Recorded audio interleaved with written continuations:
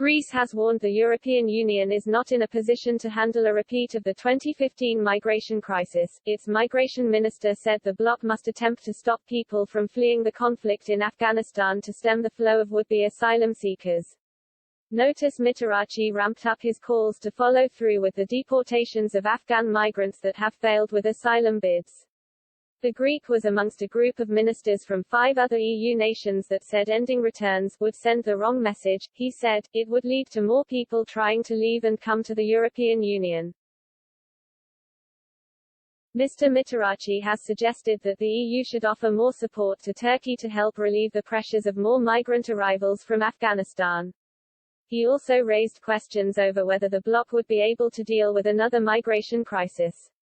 Absolutely not. The EU is not ready and does not have the capacity to handle another major migration crisis, he said. Greece was at the front line of Europe's migration crisis some 6 years ago.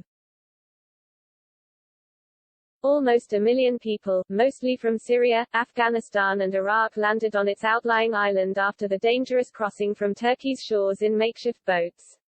And now many EU governments are concerned that the Taliban's advance in Afghanistan could trigger a new wave of arrivals. Mr. Mitarachi said, we are concerned about the implications of the deterioration in Afghanistan, and that's why it is very critical and very important for the European Union to be proactive in preventing such a crisis. The EU, however, faces a fight on 2 fronts to stem the flows of illegal migration into the bloc.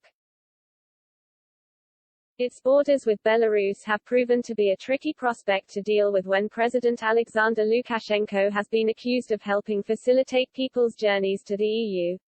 He has allowed flights to land from Turkey and Iraq, and has not offered much opposition to allowing arrivals to move to the EU's borders. Lithuania and Poland have called for EU aid to help tackle the situation as thousands of people arrive each week.